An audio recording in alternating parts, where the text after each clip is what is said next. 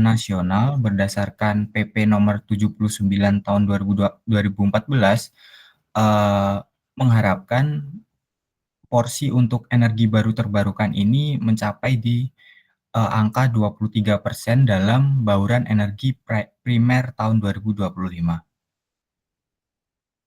Next. Rumusan masalahnya yaitu adalah bagaimana tren historis pangsa energi baru terbarukan di Indonesia, khususnya pada periode 1990 hingga 2021. Dan apakah tren energi baru terbarukan ini mengarah ke pencapaian target 23% di tahun 2025. Kemudian dengan tujuan untuk menganalisis tren historis dengan periode 2017 hingga 2021 dan prediksi pangsa energi baru terbarukan sampai tahun 2025 dengan metode time series dan juga evaluasi kesesuaian tren dengan target nasional. Adapun batasan pada penelitian ini yaitu data bersumber pada periode tahun 1990 hingga 2021 taraf level nasional dan juga jenis energi baru terbarukannya terdiri dari energi surya, angin, air, biomasa, panas bumi, biofuel, biogas, dan energi laut dengan metode ARIMA dan juga exponential smoothing.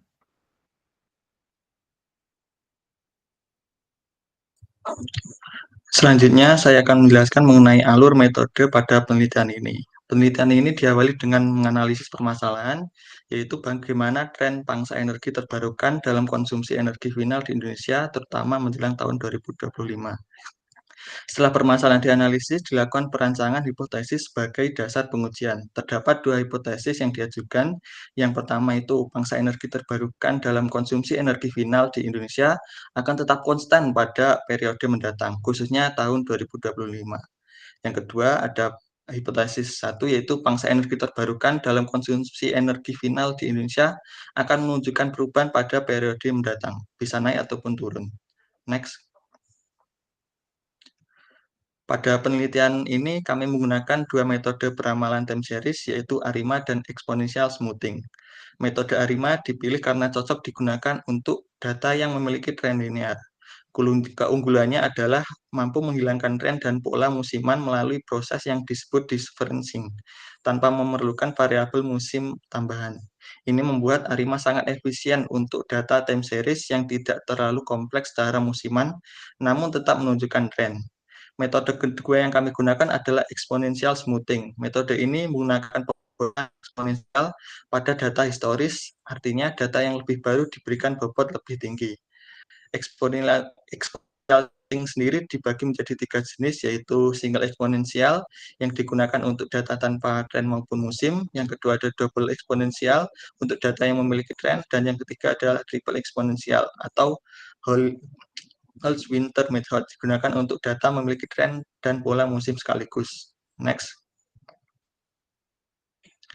Setelah model peramalan diterapkan, langkah selanjutnya adalah penguji akurasi hasil prediksi.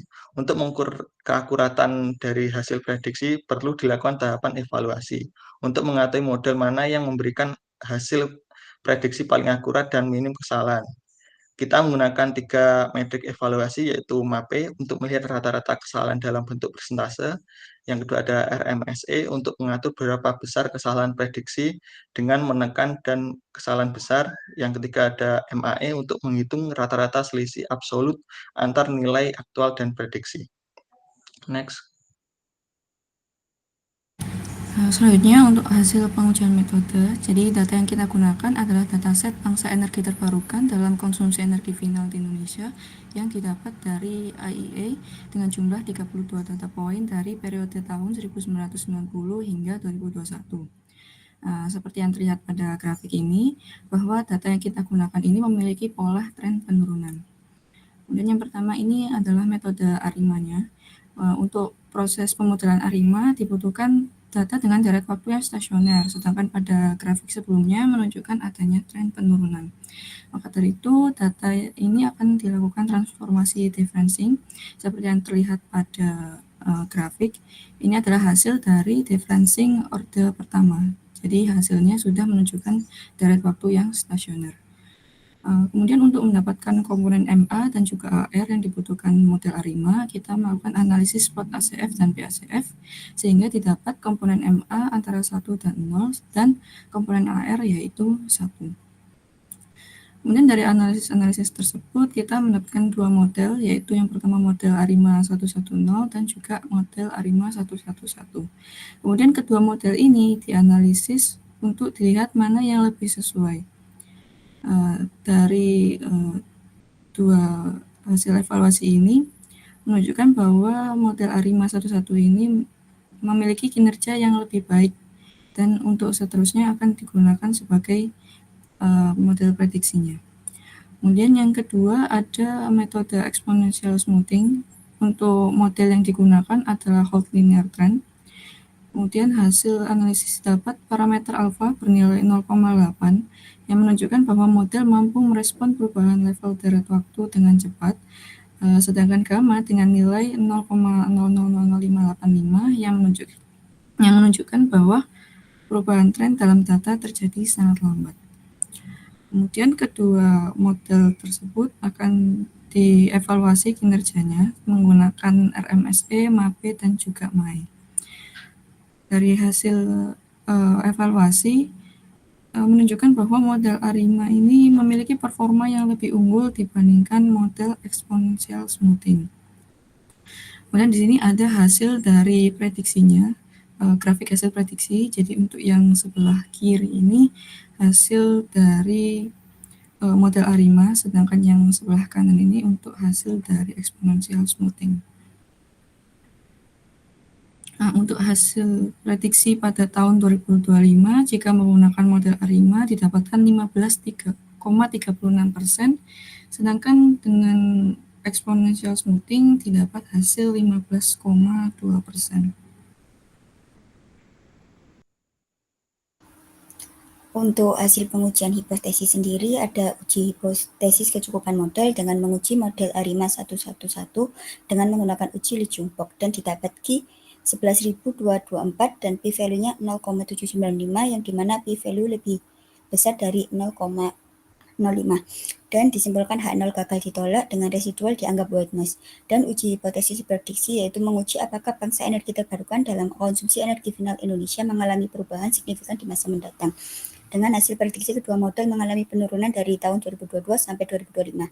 Dengan kesimpulan H0 ditolak dan H1 diterima dengan pangsa energi terbarukan dalam konsumsi energi final tidak akan tetap konstan. Next. Berikut kesimpulannya yaitu hasil analisis data dan prediksi menggunakan metode ARIMA dan exponential smoothing dengan disimpulkan bahwa pangsa energi terbarukan dalam konsumsi energi final di Indonesia mengalami tren penurunan dari tahun 1990 hingga 2021 dan hasil prediksi menunjukkan bahwa pada tahun 2025 pangsa energi terbarukan hanya mencapai sekitar 15,36 menurut model ARIMA dan 15,2 menurut model exponential smoothing dan jauh di bawah target nasional sebesar 23%. Dan model ARIMA 11 dipilih sebagai model terbaik karena menghasilkan nilai kesalahan prediksi yang paling rendah dan uji hipotesisnya membuktikan terdapat perubahan signifikan dalam tren pangsa energi terbarukan sehingga hipotesis 0 ditolak. Next. Sekian presentasi dari kelompok 3, kurang lebihnya mohon maaf. Wassalamualaikum warahmatullahi wabarakatuh.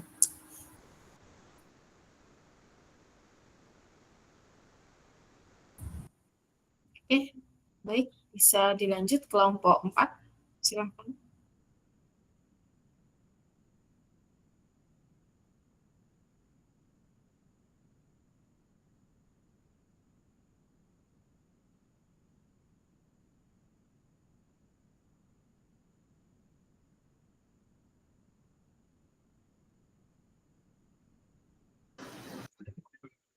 Baik.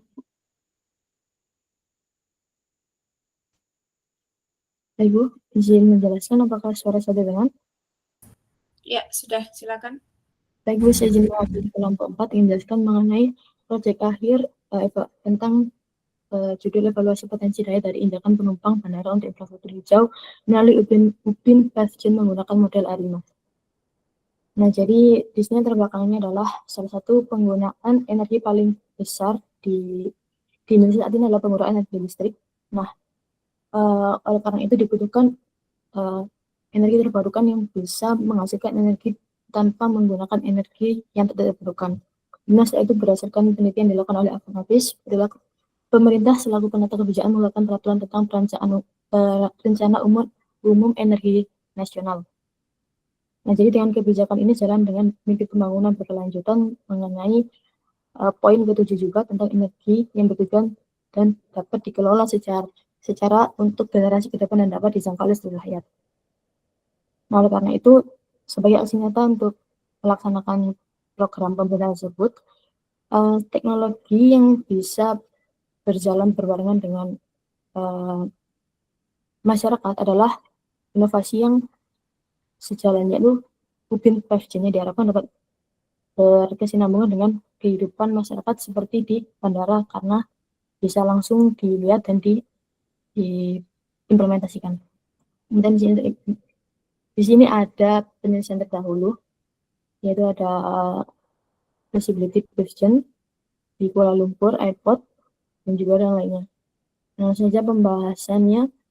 Untuk rumusan masalahnya, kita akan melihat seberapa besar potensi energi listrik yang dapat dihasilkan berdasarkan prediksi jumlah penumpang dan metode ARIMA.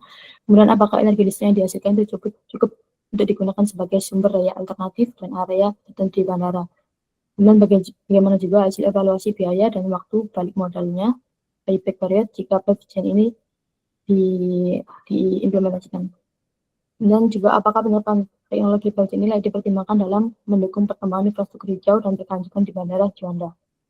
Nah, kemudian di sini kami menggunakan pendekatan metode ARIMA untuk memprediksi jumlah penumpang di tahun 2025 sampai 2026 dan menggunakan dataset dari BPS dengan menggunakan software SPSS dan Excel. Kemudian di sini langsung ke flowchart-nya, kita mulai dari input data untuk memprediksi jumlah penumpang tahun 2005-2006 dengan melakukan uji normalitas. Dan setelah itu dilihat dengan bagi plot dan p-plot dari ini pakamnya, dan setelah normal maka akan dilanjutkan uji stasioner, dari tidak stasioner maka akan melakukan differentiation. Kemudian akan melakukan uji ACF dan PACF, dan melakukan pemilihan model terbaik dan melakukan perhitungan energi dan juga biaya payback yang akan dihitung nanti. Nah, kemudian untuk hipotesisnya kita menggunakan dua hipotesis, yaitu hipotesis pertama untuk melihat potensi energi yang dihasilkan, apakah ada hubungan signifikan antara jumlah penumpang dan juga energi yang dihasilkan, dan yang kedua, apakah pemasangan ini layak secara finansial atau tidak. Kemudian selanjutnya di sini mulai dari prediksi awal dan dengan statistik dari dataset, kemudian lanjut ke uji normalitas didapatkan plot dan plot seperti ini. Nah, ternyata dataset yang kita gunakan dari tahun 2015 sampai 2004 terdistribusi normal dengan tes Kolmogorov-Smirnov didapatkan 0,174, lebih dari 0,65 dengan terdistribusi normal. Setelah terdistribusi normal, lanjut ke uji statistik data, didapatkan data awalnya yaitu di sini masih belum stasioner, maka dilakukan differentiating dengan differentiating 1. Melakukan uji pemodelan PACF dan HC seperti ini, didapatkan model ARIMA yang paling cocok adalah ARIMA 0110 dan 101 dengan menggunakan expert modeler model di software SPSS di fiturnya. Nah, dan di sini untuk keterangannya sudah cukup baik dibandingkan yang lain. Dan ini adalah prediksi dari jumlah orangnya, didapatkan hasil forecastingnya seperti itu. Dan ini ada prediksi orangnya di 2005-2006. Kemudian untuk perhitungan hipotesis energi yang dihasilkan, kita menggunakan rumus yang berdasarkan jumlah yang kami dapat, yaitu dari jumlah AB dan ZD, didapatkan seperti ini. Kemudian kita menghitung data energi berdasarkan data UPIN-nya dengan ukuran seperti ini. Ini ada tampilan ujian PFJ dan juga implementasinya di bandara. Nah, itu ada ini area yang akan kita perhitungkan dengan rencana luas 65 meter dengan panjang 15 meter dan juga lebar 3 meter. Dan didapatkan UPIN yang dihasilkan yang diperlukan adalah 167 UPIN Dengan perhitungan instalasinya yaitu untuk setiap UB-nya dengan harga 4 juta kisarannya didapatkan 168 juta, dengan biaya instalasinya 20% didapatkan 801 juta dengan luas 45 meter persegi. Nah, kemudian berdasarkan perhitungannya untuk setiap orang dan setiap langkah dan setiap detiknya didapatkan energi yang dihasilkan yaitu 0,000175 kWh. Kemudian dengan kisaran panjang 15 meter dan setiap langkah kaki satu orang sekitar 0,75 didapatkan 20 langkah per orang dengan panjang 15 meter. Kemudian 20 dikali energi yang dihasilkan didapatkan 0,0035 kWh. Nah, berdasarkan energi yang dihasilkan dengan estimasi seperti itu didapatkan energi per bulannya yang dihasilkan adalah seperti ini untuk tahun 2005 dan tahun 2006. Dan juga per harinya dengan dibagi, bulan dibagi 30 hari didapatkan per hari di setiap bulannya. Kemudian uji korelasi untuk melihat hubungan antara dua variabel. Nah, di sini pertama kita akan melakukan uji normalitas, ternyata belum normal dari hasil Oxford-nya.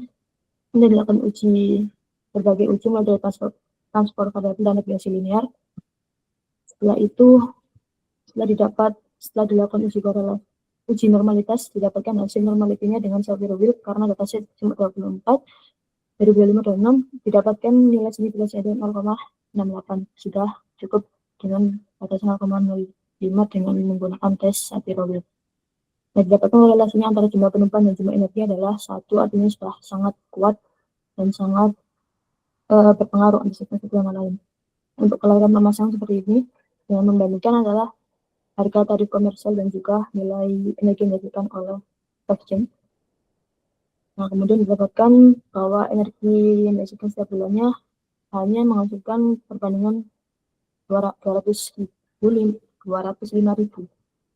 Berbeda dengan penggunaan PLN, yaitu yang sangat murah dibandingkan dengan biaya instalasi sangat mahal dan hanya menghemat 205.000 per bulannya. Nah, dari sini kita dapatkan hipotesis bahwa untuk hipotesis awal terdapat menolak hipotesis nol, artinya terdapat hubungan yang kuat antara variabel energi dan juga jumlah penumpang, itu sangat berpengaruh. Dan juga untuk hipotesis kedua, artinya hipotesis nol itu diterima bahwa untuk kelayakan pemasangan ini masih belum layak jika dibandingkan dengan komersial seperti biasa dengan menggunakan energi dari PLN. Nah, kemudian untuk perhitungan payback-nya juga seperti ini, didapatkan bahwa nilainya sangat jauh dari PEP-nya dan membutuhkan periode payback-nya seperti ini dengan balik modalnya 334 tahun jika per bulannya dihasilkan 200.000 tersebut. Nah, panggilnya seperti itu. Jadi ada dua hipotesis yang diterima dan ditolak. Oke.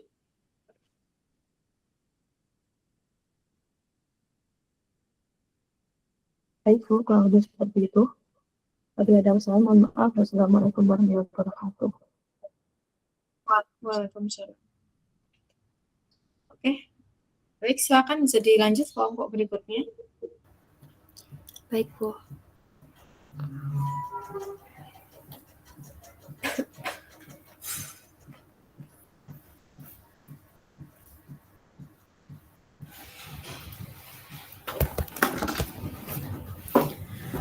Baik, Assalamualaikum warahmatullahi wabarakatuh. Selamat pagi Bu Hana dan teman-teman. Di sini kami kelompok 5 akan mempresentasikan hasil penelitian kami yang berjudul analisis regresi linear terhadap faktor-faktor yang mempengaruhi volume sampah tahunan di Kota Semarang.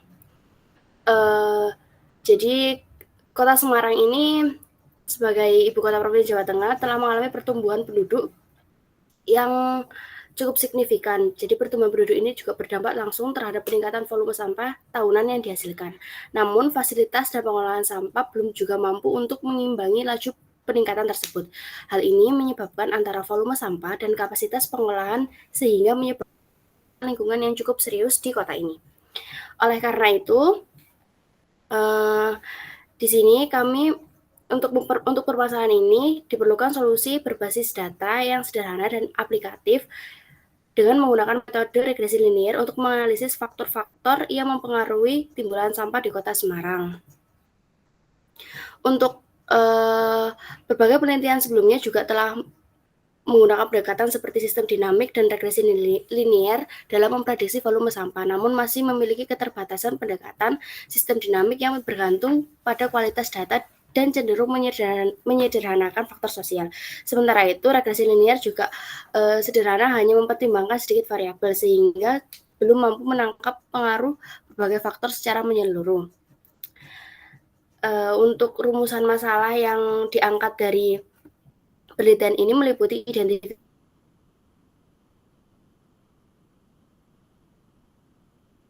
faktor penyumbang sampah, besaran tahunan tiap faktor, dan kemampuan regresi linier dalam memprediksi volume. Ini diharapkan juga Kota Semarang mampu menerapkan perancangan pengolahan sampah berbasis data yang lebih terarah, mampu mengurangi beban permasalahan lingkungan, dan mewujudkan tata kota yang lebih bersih dan berkelanjutan. Jadi untuk selanjutnya, jadi penelitian ini tuh bertujuan untuk menganalisis dan memprediksi volume sampah tahunan di Kota Semarang berdasarkan 3 variabel. Ada jumlah penduduk, rumah tangga, dan industri manufaktur. Metode yang digunakan adalah regresi linier berganda dengan pendekatan stepwise untuk mengidentifikasi pengaruh variabel-variabel independen tersebut terhadap volume sampah. Beberapa studi terdahulu menyatakan bahwa pertumbuhan penduduk, aktivitas kawasan, faktor sosial ekonomi, dan lemahnya pengelolaan sampah berkontribusi pada meningkatnya volume limbah. Oleh karena itu, penting dilakukan analisis statistik untuk mendukung kebijakan berbasis data.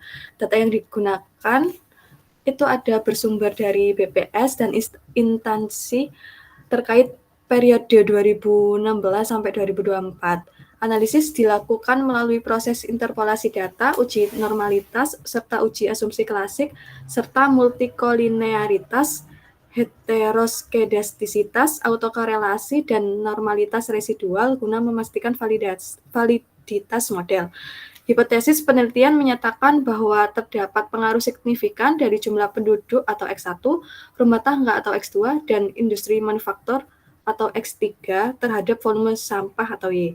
Model terbaik ditentukan melalui nilai R-square, adjusted R-square, uji F, dan uji T untuk melihat pengaruh simultan dan parsial variabel-variabel tersebut. Melalui pendekatan ini diharapkan dapat ditemukan faktor dominan penyumbang sampah di Kota Semarang yang nantinya bermanfaat sebagai dasar perumusan kebijakan pengelolaan sampah secara lebih efektif. Oke, selanjutnya untuk hasil dan pembahasan, yang pertama kita melakukan analisis korelasi persen, dapat dilihat di tabel 1 ini. Untuk nilai dari korelasi persen yang telah dilakukan, variabel X2 memiliki hubungan paling kuat terhadap Y dibandingkan variabel independen lainnya. Variabel X1 tidak memiliki pengaruh linear yang signifikan terhadap Y, dan variabel 3 cenderung berlawanan arah terhadap Y.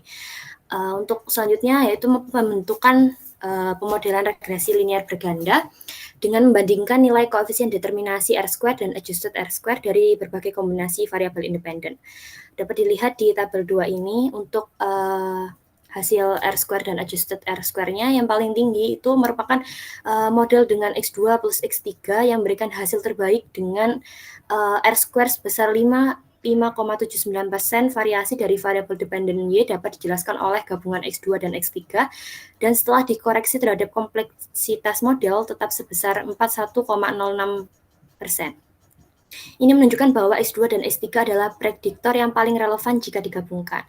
Lalu selanjutnya untuk pengujian asumsi klasik kita menggunakan uji normalitas residual dengan Shapiro-Wilk, uji multikolinearitas dengan nilai tolerance dan juga variance inflation factor, dan uji heteroskedastisitas untuk melihat penyebaran datanya yaitu menggunakan scatter plot. Untuk uji autokorelasi juga menggunakan Durbin-Watson.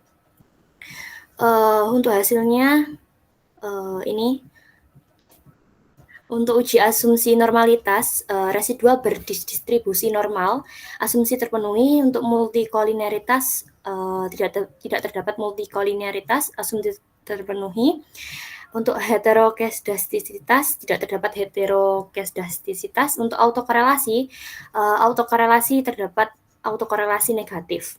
Untuk uji hipotesis, untuk uji F tidak berpengaruh signifikan, uji T X2 berpengaruh signifikan, sedangkan X3 tidak signifikan.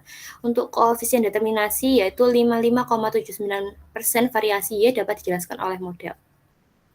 Karena model regresi yang diperoleh telah memenuhi sebagian besar uji asumsi klasik seperti normalitas, multikolinaritas, dan heteroskedastisitas, maka model ini dapat dikatakan cukup layak untuk digunakan meskipun terdapat autokorelasi negatif yang perlu diperhatikan. Lalu berdasarkan model regresi ini Y sama dengan 39418,5,6 dan seterusnya, dapat disimpulkan bahwa variabel X2 berpengaruh signifikan, memiliki kontribusi positif terhadap Y, sedangkan X3 tidak berpengaruh signifikan. Untuk visualisasi datanya bisa dilihat di sini volume sampah tahunan di Kota Semarang dari 2016 sampai 2024 dengan data linear. Untuk histogram residualnya juga menyebar secara acak, namun ada indikasi sedikit penyimpangan dari distribusi normal. Lalu untuk scatter plot, untuk Gini plotnya, dari hasil analisis regresi linear menunjukkan bahwa model terbaik dalam menjelaskan hubungan variabel Y adalah kombinasi dari variabel X2 dan X3. Meskipun secara statistik hanya X2 yang berpengaruh signifikan secara parsial, model ini telah memenuhi sebagian besar asumsi klasik atas tidak adanya multikolinaritas dan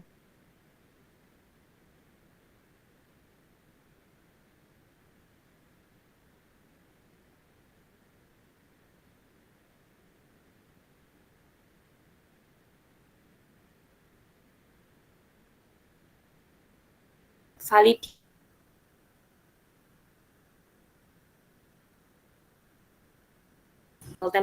Suaranya terputus, Dinara.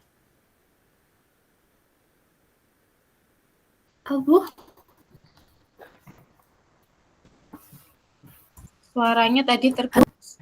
Suaranya terputus. Aduh, Sekarang sudah. Oke, untuk meningkatkan kualitas model di masa mendatang, disarankan agar dilakukan pengumpulan data tambahan dengan jumlah observasi yang lebih besar agar hasil analisis lebih robust. Selain itu, perlu dipertimbangkan penggunaan pendekatan referensi lain atau model time series yang dapat mengatasi autokorelasi. Dan perlu juga dilakukan seleksi variabel lebih lanjut dengan mengeksplorasi variabel-variabel lain yang lebih relevan dan potensial, sehingga model yang dibangun menjadi lebih akurat, efisien, dan aplikatif dalam pengambilan keputusan. Baik, demikian presentasi dari kelompok kami. Kurang lebihnya saya mohon maaf, dan wassalamualaikum warahmatullahi wabarakatuh.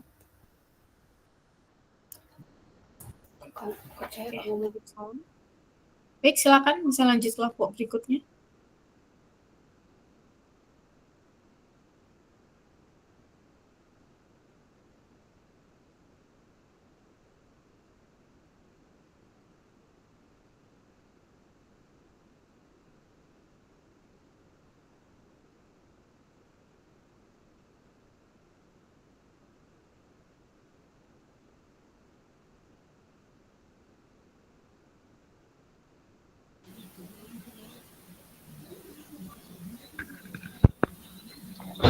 Suaranya sudah masuk, Bu Fana?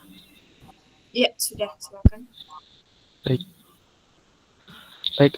Assalamualaikum warahmatullahi wabarakatuh. Selamat pagi. Salam, Om Swastiastu, Namo Buddhaya, salam kebajikan, dan salam sejahtera bagi kita semua.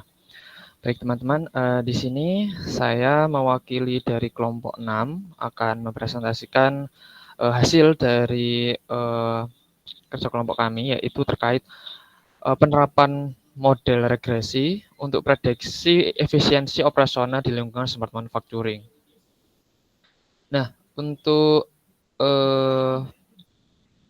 penjelasannya sendiri di sini penelitian ini tuh kami tunjukkan untuk menganalisis faktor-faktor produksi yang dia berpengaruh terkait efisiensi dari mesin operasionalnya itu menggunakan metode regresi dan menggunakan metode regresi. Kemudian di sini kami juga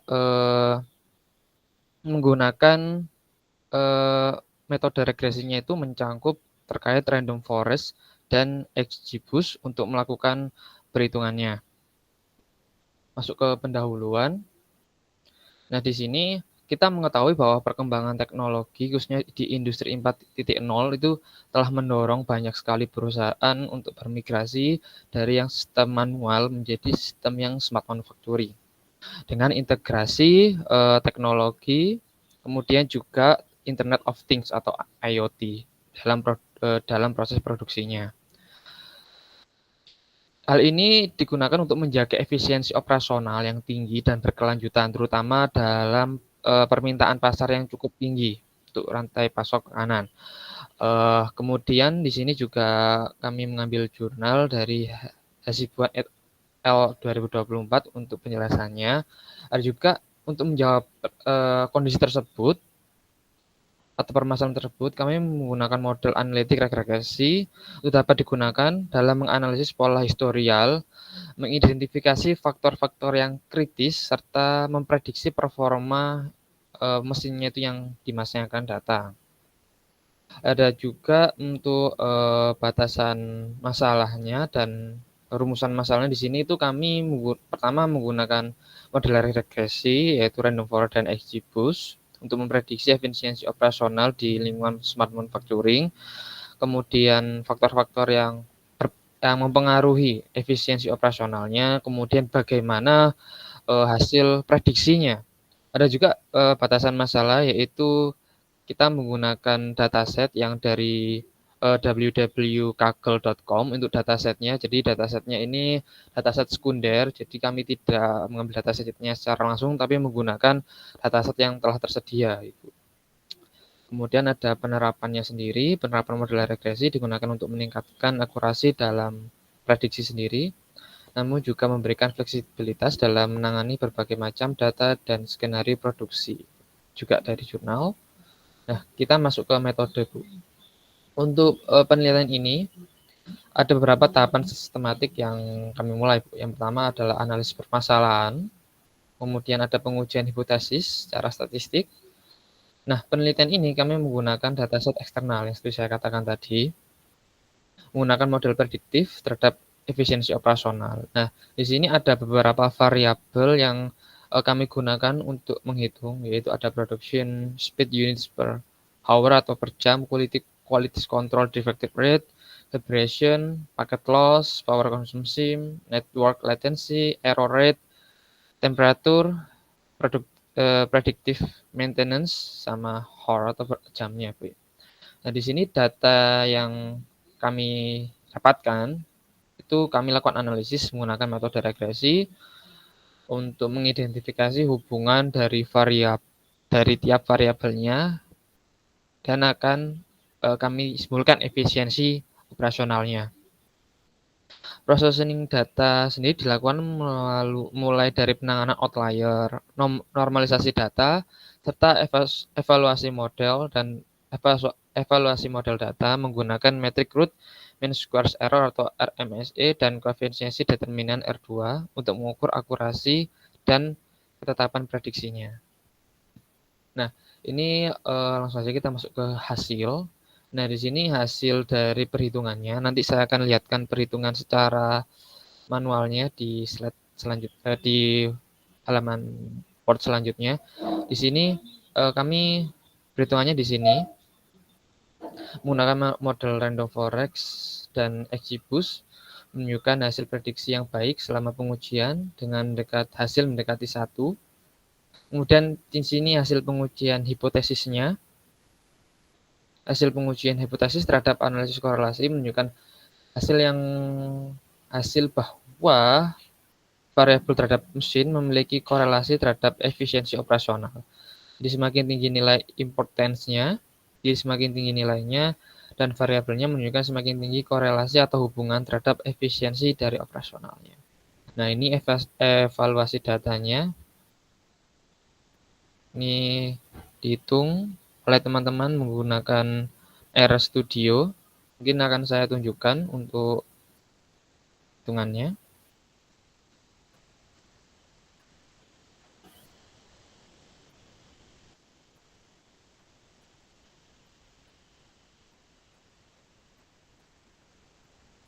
Nah, ini untuk sedikit membuka kami menghitungnya bagaimana. Ini adalah diagram alir pengerjaan kami.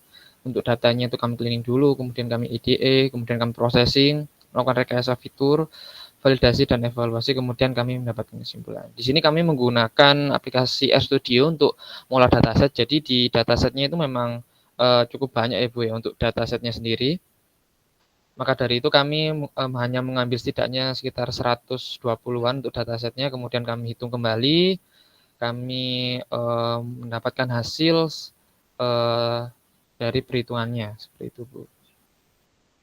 Ini untuk IDE-nya. Untuk rekayasa fiturnya, kemudian ada pemodelan regresi, ada juga validasi dan evaluasi.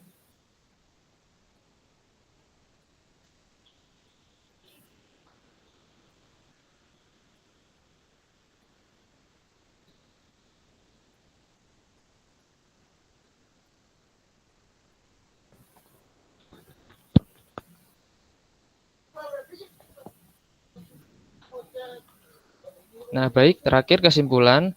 Di sini penelitian yang telah kami lakukan mendapatkan hasil menunjukkan bahwa penerapan regresi khususnya random forest dan XGBoost mampu memberikan prediksi yang cukup akurat terhadap efisiensi operasional dalam lingkungan smart manufacturing. Model random forest menghasilkan nilai sebesar 0,75 dan koefisiensi determinan atau R kuadratnya sebesar 0,13. Sementara XGBoost memperoleh RMSE sebesar 0,77 dan R kuadratnya sebesar 0,07. Hasil prediksi dapat memberikan gambaran yang bagus dan berguna untuk mengambil keputusan operasional pada smart manufacturing. Analisis fitur important menunjukkan bahwa variabel produksi speed, detection rate, dan vibration memiliki pengaruh paling signifikan terhadap efisiensi operasional. Dengan begitu, perusahaan dapat memberikan fokus lebih terhadap pengawasan serta pengoptimalan pada variabel-variabel untuk meningkatkan performa produksi. Nah, mungkin sekian yang dapat saya sampaikan. Kurang lebihnya saya mohon maaf. Terima kasih. Wassalamualaikum warahmatullahi wabarakatuh dan selamat pagi. Waalaikumsalam warahmatullahi wabarakatuh. Oke, selanjutnya bisa langsung masuk kelompok 7 ya.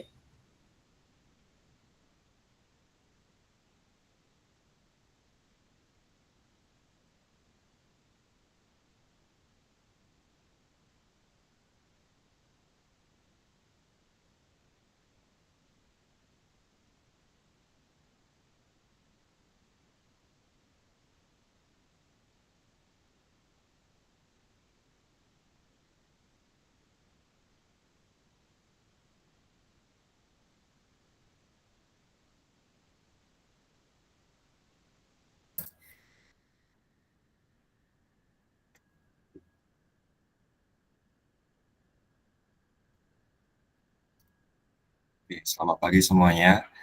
Selamat pagi Bu Hana. Perkenalkan, saya Suranjaya. Di sini saya perwakilan dari kelompok 7. Kami akan mempresentasikan hasil diskusi kami untuk tugas akhir mata kuliah Statistika. Di sini kami mengangkat judul Hybrid Forecasting of Sandina 5P Based Methane Emission in Turkmenistan for Climate Driven Policy Support. Di mana di kelompok ini ada saya sendiri, kemudian ada Natasha, Jovita, dan juga Najwa.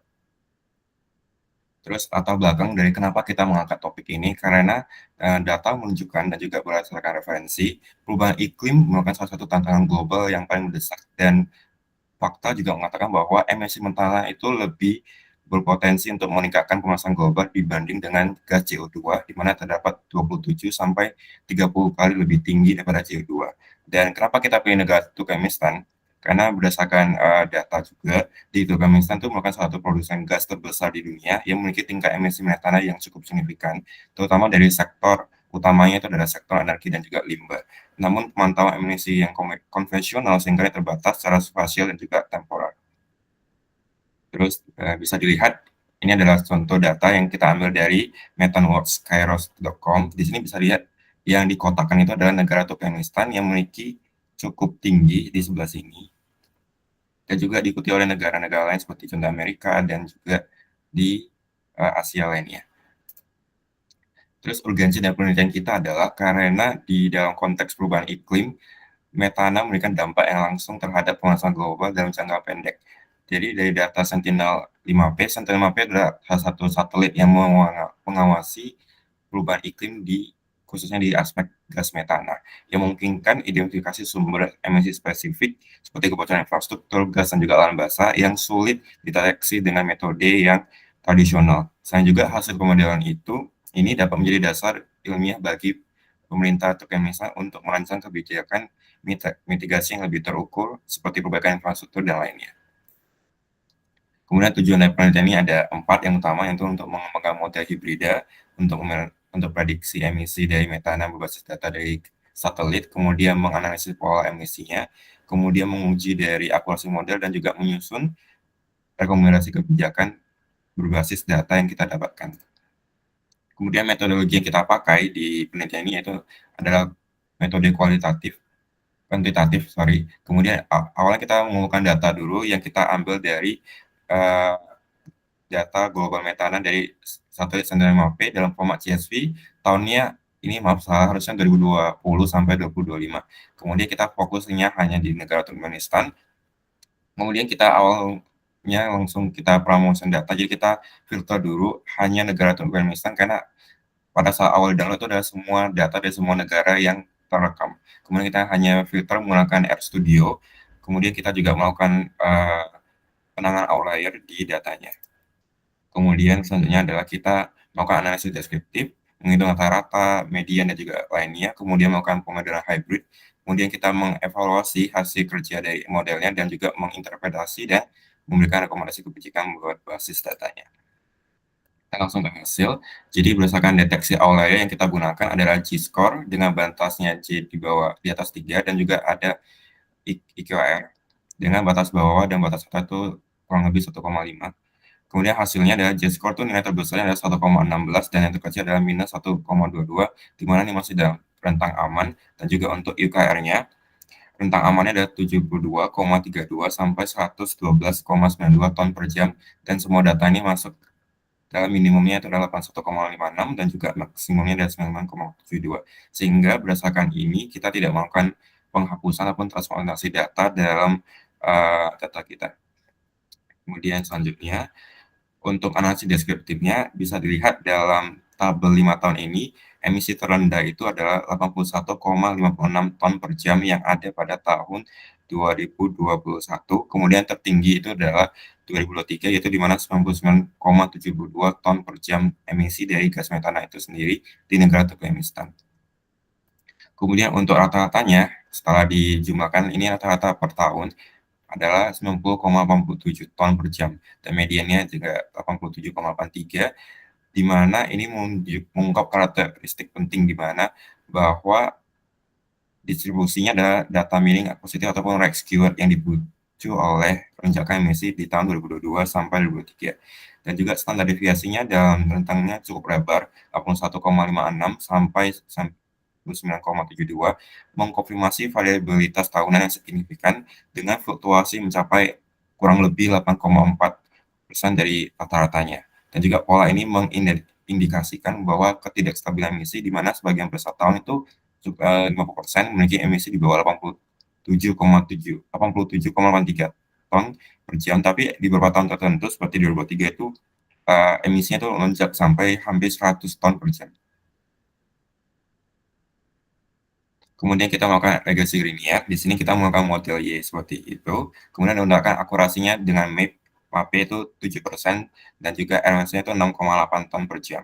Dan juga ada R square-nya 0,041. Sehingga dari data emisi aktual dari 2001 sampai 2005 menunjukkan fluktuasi signifikan dengan puncaknya di 2023 yang tadi.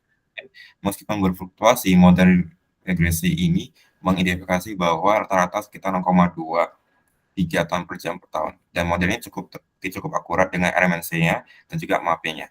Menunjukkan bahwa prediksi menyimpang rata-rata hanya sekitar 7% dari data aktualnya, dan berarti di variasi emisinya, model cukup menangkap pola kenaikan fundamental dan memproyeksikan tren emisi yang dapat diandalkan di masa depan. Kemudian kita melakukan time series-nya. Di sini bisa dilihat bahwa fase kritisnya adalah di Maret sampai September 2022, kemudian turunnya itu ada di Oktober 2024 sampai Januari 2025. Kemudian bisa dilihat bahwa data di sini menunjukkan fluktuasi yang cukup signifikan dengan lonjakan tertinggi yaitu di Juli 2022 yaitu 181,11 ton per jam dan terendah itu di Januari 2025. Jadi untuk menekan tren yang lebih stabil bisa diterapkan moving average selama 3 bulan yang membantu mengurangi efek fluktuasi jangka pendek sehingga bisa menunjukkan bahwa peningkatan tren di 2022, pertengahan 2022 sampai pertengahan 2023 itu dan penurunannya ada di akhir 2024 sampai akhir 2025. Kemudian untuk analisis tren emisi, jadi berdasarkan data bisa dilihat bahwa dalam 4 tahun terakhir kita melakukan moving average 3 bulan mengungkap bahwa fluktuasi tajam itu didorong oleh faktor eksternal mungkin seperti aktivitas industri ataupun kebijakan dan juga ada tren meningkat pada April sampai Juli 2021.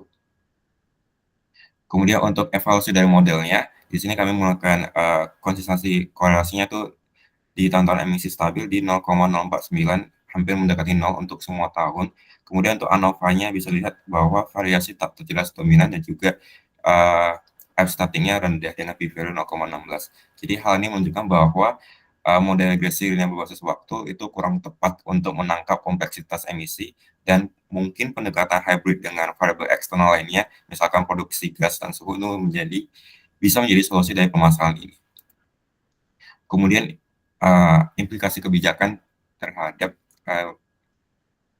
kebijakan mitigasi iklim adalah bahwa fluktuasi seperti yang tadi kita udah lihat di evaluasi model cukup kompleks dengan tren waktu saja itu tidak cukup untuk menjelaskan lonjakan tajam, terutama pada pertengahan tahun yaitu kuartal 2 sampai kuartal 3 dari tahun itu, kemudian mengindikasi bahwa kuatnya pengaruh faktor eksternal seperti aktivitas industri dan kondisi iklim. Maka untuk mengatasi dinamika ini, kami menemukan untuk pendekatan hybrid forecasting yang merupakan data dari satelit Sentinel-5P untuk digabungkan dengan variabel eksternal seperti suhu, produksi gas, dan juga aktiviti industri. Ini akan memberikan prediksi emisi yang lebih akurat dan juga relevan dan memungkinkan pemerintah dari negara Turkmenistan untuk bisa melakukan kebijakan mitigasi yang lebih responsif dan juga tepat sasaran. Kemudian cara implementasinya adalah seperti memperkuat pemantauan real time dengan mengintegrasikan data dari satelit, misalkan Sentinel-5P, untuk identifikasi cepat super emitter di sektor energi. Kemudian untuk melakukan fokus mitigasi di periode kritis berdasarkan data yang kita peroleh bahwa di kuartal 2 dan juga kuartal 3 dapat dilakukan inspeksi rutin fasilitas migas dan juga intervensi pertanian, misalkan subsidi pakan ternak, rendah metana, dan juga yang terakhir adalah membangun kapasitas stakeholder dengan memberikan interpretasi data dan advokasi kebijakan untuk implementasi nyata global metana tax, di mana ini merupakan salah satu kebijakan global yang mengharuskan setiap negara di tahun 2030 atau 2035 harus bisa menurunkan 30% dari emisi metana yang dihasilkan negara tersebut. Kesimpulannya bahwa penelitian ini membuktikan bahwa emisi metana di Turkmenistan itu bersifat dinamis dan dipengaruhi oleh beberapa faktor di luar tren waktu dan membutuhkan pendekatan kebijakan yang lebih inovatif. Dengan menggunakan data satelit Sentinel-5P atau pemodelan hybrid, kita bisa melakukan strategi mitigasi terfokus, khususnya pada sektor energi dan juga periode kritis. Turkmenistan benar memiliki peluang nyata untuk mengurangi emisi secara signifikan. Mungkin sekian presentasi dari kelompok 7. Mohon maaf jika ada kekurangan dan terima kasih semuanya.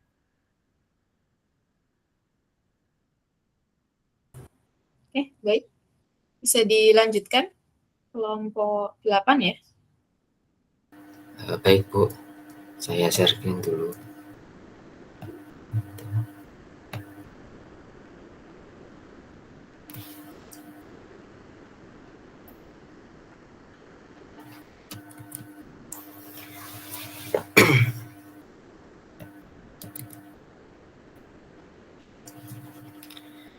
Baik, saya mulai. Assalamualaikum warahmatullahi wabarakatuh.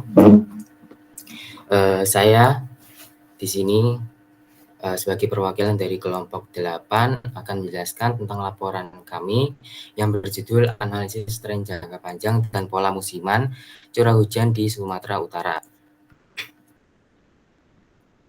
Langsung saja masuk ke bab 1 yaitu pendahuluan. Di sini secara garis besarnya akan dijelaskan tentang latar belakang, rumusan masalah, juga tujuan penelitian dari penelitian kami. Untuk latar belakang sendiri, Kenapa kami ingin meneliti tentang curah hujan di Sumatera Utara? Karena pola curah hujan sendiri di banyak wilayah di dunia, termasuk di Provinsi Sumatera Utara sendiri, banyak dipengaruhi oleh perubahan iklim global.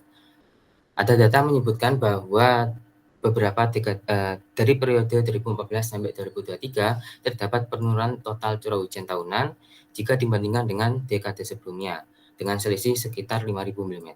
Nah, tentu dampak dari perubahan pola curah hujan ini tidak hanya berpotensi untuk merusak infrastruktur dan pemukiman, namun juga mempengaruhi sektor pertanian dari Provinsi Sumatera Utara sendiri. Ketidakpastian ini menyebabkan perencanaan dalam sektor pertanian dan juga pengelolaan sumber daya air menjadi kurang optimal. Maka kelompok kami di sini ingin meneliti tentang bagaimana pemodelan dari data curah hujan yang ada untuk melihat bagaimana ketidakpastian pola curah hujan ini terjadi di Provinsi Sumatera Utara. Untuk datanya kami ambil dari data yang ada di Badan Pusat Statistik dari periode 2019 sampai 2023. Untuk rumusan masalah secara garis besar, masalah utama dalam penelitian ini secara garis besar yaitu bagaimana data curah hujan di Sumatera Utara selama periode 2019 sampai 2023 jika dianalisis dengan menggunakan metode time series analysis, simple moving average, dan juga dengan metode simple exponential smoothing. Lalu bagaimana evaluasi komparatif dari kedua metode ini ketika digunakan untuk menganalisis data curah hujan di Sumatera Utara. Lalu untuk tujuan penelitian ini menanggapi rumusan masalah di atas, secara garis besar bertujuan untuk menganalisis tren jangka panjang dan juga pola musiman dari curah hujan di Sumatera Utara pada periode yang saya sebutkan. Lalu juga melihat evaluasi komparatif dari kedua metode yang digunakan, yaitu metode simple moving average juga simple exponential smoothing.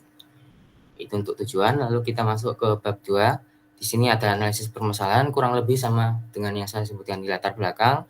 Penyebab utamanya yaitu karena perubahan iklim global yang menyebabkan perubahan curah hujan yang tidak menentu di Sumatera Utara. Dengan data yang menyebutkan tadi bahwa ada sekitar total 5.000 mm dari penurunan curah hujan tahunan pada periode 2015-2023 jika dibandingkan dengan 10 tahun sebelumnya. Kondisi ini tentu menimbulkan keraguan yang berdampak pada pengelolaan sumber daya air dan pertanian. Kemudian juga dicantumkan studi yang pernah dilakukan oleh author Sinai dengan beberapa author lainnya di Kota Ambon yang menunjukkan bahwa curah hujan bulanan mengandung pola musiman yang signifikan dan variabilitas tinggi. Penelitian ini menunjukkan bahwa metode Hot Winter Exponential Smoothing dengan model perkalian musiman memberikan hasil terbaik dengan RMSE yang tertera di sini. Jadi di sini harapannya penelitian ini sejalan dengan penegasan dari author Sinai dengan beberapa author lainnya bahwa peramalan curah hujan memberikan informasi penting untuk perencanaan berbagai sektor dan juga mungkin untuk deteksi dini bencana akibat dari curah hujan ekstrim. Untuk perencanaan sistem di sini diajukan beberapa hipotesis. Hipotesis pertama, metode SMA menunjukkan tren yang signifikan dalam data curah hujan di Sumatera Utara. Untuk hipotesis kedua, metode SES sangat efektif untuk mensimulasikan pola musiman dan fluktuasi curah hujan jangka pendek. Untuk hipotesis ketiga, untuk data curah hujan di Sumatera Utara, metode SES lebih akurat daripada metode SMA dalam memodelkan data curah hujan di Sumatera Utara. Kemudian parameter yang digunakan di sini kami ambil dari data yang ada di Badan Pusat Statistik, yaitu data curah hujan di Sumatera Utara wilayah 1 BMKG dari periode 2019 sampai 2023, lengkap dari bulan 1 sampai bulan 12 untuk tiap-tiap tahunnya.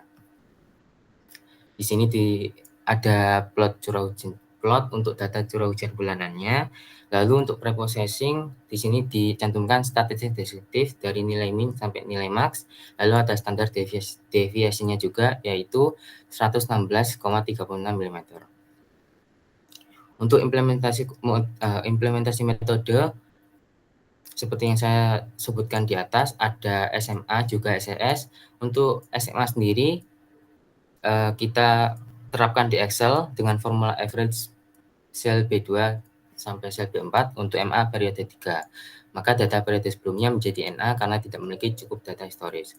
Lalu untuk software R menggunakan program kode, sehingga di sini ada dicantumkan pseudokodenya menggunakan fungsi MA X, window. Ini untuk perhitungannya. Kemudian untuk exponential smoothing di Excel diterapkan dengan formula seperti ini, sehingga data pertama yaitu 2019 outputnya NA karena data pertama tidak ada data aktual sebelumnya. Kemudian untuk software R sama seperti SMA menggunakan program dan pseudokodenya dicantumkan di bawah ini. Di sini untuk processing SES-nya, kemudian di sini untuk prediksinya dari langkah pertama membuat data frame tahunan sampai dengan langkah ke-6 menggabungkan data asli dengan prediksi. Kemudian ini untuk pengujian metodenya menggunakan MSE untuk menilai kinerja metode moving average dengan exponential smoothing pada data curah hujan di wilayah 1 BMKG Sumatera Utara dari 2019 sampai 2023 dengan rumus seperti ini. Di sini dicantumkan hasil-hasilnya. MSE moving average tahunan, MSE moving average setiap bulan, MSE tahunan untuk exponential smoothing, kemudian MSE setiap bulan untuk exponential smoothing. Dan di sini uji hipotesis menggunakan korelasi data aktual dengan data hasil SMA dan SES. Berikutnya yaitu hasil dan pembahasan. Di sini dicantumkan gambar dari hasil pengujian metodenya. Di sini ada MA total per tahun, di sini MA untuk tiap bulannya, rincian tiap bulannya. Kemudian ini simple exponential smoothing untuk per tahunnya. Di sini simple exponential smoothing per bulannya. Lalu di sini analisisnya dari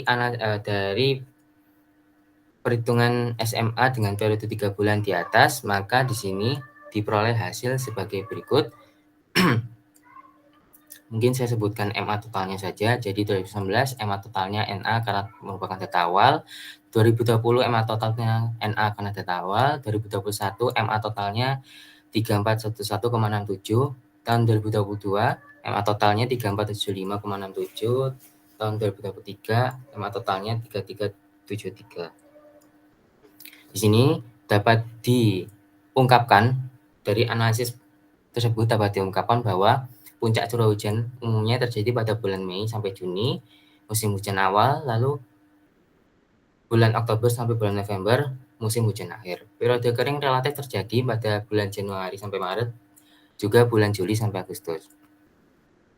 Untuk variabilitas curah hujan antar bulan cukup tinggi dengan rentang dari 67 mm sampai 615 mm. Kemudian untuk analisis simple exponential smoothing memberikan hasil sebagai berikut. Untuk tahun 2019 SES-nya 3.301, tahun 2020 SES-nya 3.301, tahun 2021 SES-nya 3.429, tahun 2022 SES-nya 3.362, tahun 2023 SES-nya 3.401. Untuk prediksi tahun 2024 SES-nya yaitu 3.407,249. Di sini mengindikasikan bahwa model lebih menekankan stabilitas historis, responsivitas moderat terhadap fluktuasi curah hujan ekstrim, prediksi konservatif tidak jauh dari rata-rata historis. Untuk hipotesisnya, evaluasi pengujian hipotesis. Yang pertama, H1 diterima sebagian. SMA berhasil mengidentifikasi tren pada data tahunan, namun memerlukan minimal 3 titik untuk perhitungan. Untuk hipotesis kedua, efektivitas exponential smoothing untuk pola musiman ini diterima dengan keterangan SES efektif dalam menangkap pola fluktuasi jangka pendek. Untuk hipotesis ketiga, Di sini perbandingan akurasi metode berdasarkan data yang tersedia, perhitungan MSE untuk SES menunjukkan hasil seperti ini dengan tahun 2022 sebagai akurasi tertinggi. Jadi ini evaluasi komparatifnya dari H3 tadi. H3 diterima sebagian, SES menunjukkan performa yang lebih konsisten untuk prediksi jangka pendek, namun SMA lebih unggul untuk mengidentifikasi tren jangka panjang dan pola musiman. Ini adalah visualisasi dari perhitungan yang sudah dilakukan, termasuk untuk moving average-nya di sini, juga untuk exponential smoothing-nya. Ini beberapa karakteristik curah hujan regional. Maaf, Mbak Nawi, udah lewat 10 menit. Bisa ditutup atau kasih kesimpulan aja. Baik, untuk kesimpulan, saya sedikit berikan kesimpulan. Jadi untuk kesimpulan, performa metode simple moving average itu efektif dalam mengidentifikasi tren jangka panjang. Untuk exponential smoothing, responsif terhadap perubahan pola curah hujan terbaru. Untuk karakteristik curah hujan, langsung saja untuk evaluasi hipotesis, H1 diterima sebagian, H2 diterima, H3 diterima sebagian. Mungkin itu saja dari saya. Apabila banyak salah dan katanya, saya mohon maaf. Dari saya, wassalamualaikum warahmatullahi wabarakatuh. Oke, waalaikumsalam warahmatullahi wabarakatuh. Baik, silakan langsung kelompok terakhir ya, kelompok 9, silakan.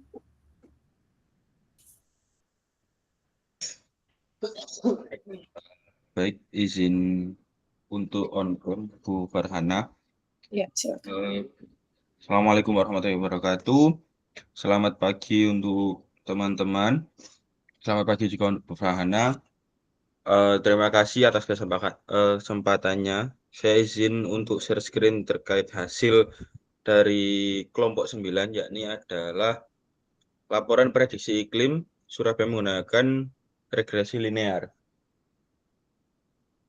Baik, untuk di sini saya beranggotakan, ada saya sendiri Ahmad Ghani Gunawan dengan 3 digit NIM terakhir 027, ada Arhab Daifuwo dengan 3 digit NIM terakhir 001, dan Andi Adri dengan 3 digit NIM 015. Untuk rumusan masalah, kami mengambil bagaimana data sejarah digunakan untuk prediksi suhu dan kelembapan di Surabaya. Dan yang poin kedua, apakah dapat memodelkan hubungan antara waktu dan kondisi iklim menggunakan regresi linear. Dan laporan ini memiliki tujuan, yakni membangun model regresi linear untuk prediksi suhu dan kelembapan berdasarkan data tahun, dan yang selanjutnya menyajikan visualisasi hasil prediksi dan membandingkan dengan data aktual.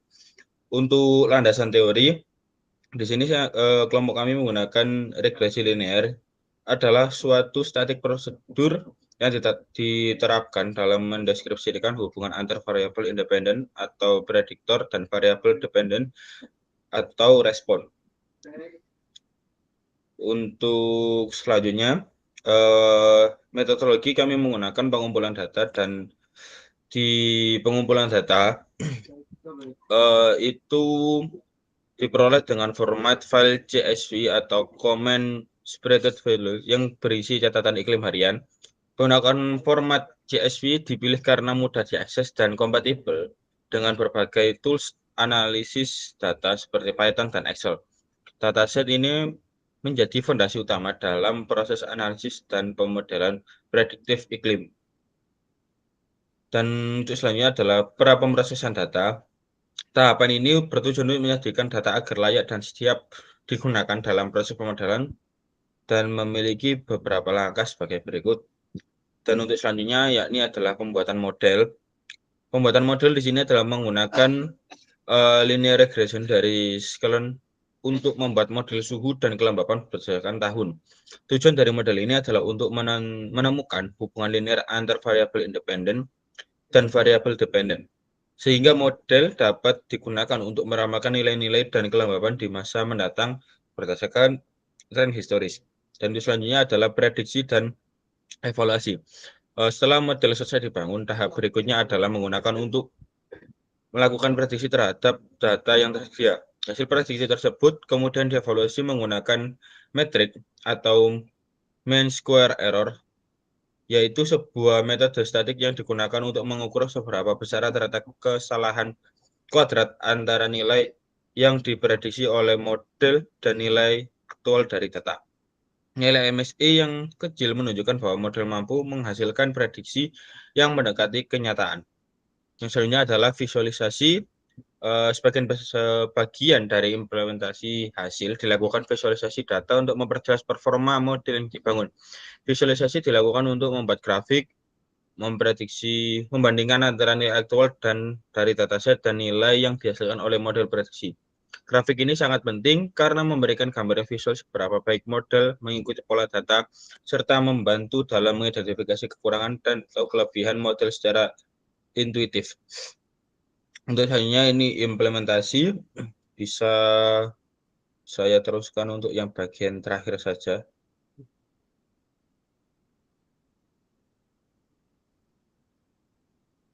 Baik, untuk selanjutnya adalah hasil dan pembahasan. Di sini adalah analisis dan model dataset yang berisikan data iklim dan polusi udara harian di Surabaya pada awal Januari 2024. Hasil analisis menunjukkan bahwa tidak ada data yang hilang atau missing value di seluruh kolom sehingga data siap digunakan untuk pemodelan. Dan untuk analisis korelasi, dokumen korelasi menunjukkan hubungan yang sangat lemah antar parameter lingkungan sehingga besar nilai korelasi berada di bawah 0,2 dan korelasi tertinggi antara PM2.4 dan CO sebesar 0,17. Hal ini mengindikasikan bahwa tidak ada hubungan linear yang kuat antar variabel. Dan ini adalah visualisasi prediksi visual data aktual. Dan memiliki hasil prediksi berdasarkan input kondisi lingkungan tertentu. Kedua model menghasilkan prediksi suhu rainforest 28,74 derajat Celcius dan exposed sekitar 29,1 derajat Celcius. Untuk kesimpulan, model regresi linear dapat digunakan untuk memprediksi suhu dan kelembaban di Surabaya dengan kinerja yang cukup baik. Visualisasi mengindikasikan garis regresi cukup akurat mengikuti tren dan historis. Nilai MSI sebagai matriks evaluasi mengindikasikan tingkat akurasi model. Untuk saran, untuk mencapai akurasi lebih baik, pertimbangan untuk menggunakan model lain seperti regresi polinomial atau machine learning berbasis time series seperti ARIMA atau LSTM, dan penambahan fitur lain seperti curah hujan, tekanan udara, kecepatan angin dapat memperkaya model. Mungkin itu saja yang dapat kelompok kami sampaikan, kurang lebihnya mohon maaf. Saya akhiri. Terima kasih Bu Rana, terima kasih teman-teman. Wassalamualaikum warahmatullahi wabarakatuh. Oke, baik. Waalaikumsalam warahmatullahi wabarakatuh. Artinya sudah selesai ya, bisa kita akhiri untuk presentasi kelompok 1 sampai 9, di mana alhamdulillah semuanya sudah di atas rata-rata ya, sudah saya cek satu persatu untuk setiap tugasnya, di mana kemarin rata-ratanya adalah kalian menggunakan regresi linier dengan time series analysis atau menggunakan multiple linear regresi analisis yang juga dibandingkan dengan metode lainnya. Gitu. Sehingga dilihat dari bermacam kasus yang sudah kalian ambil, itu sudah diimplementasikan dengan sangat baik ya, dan juga dilaporkan. Sehingga harapannya ini bisa menjadi pedoman kalian ya untuk melakukan penelitian-penelitian selanjutnya yang terkait dengan data.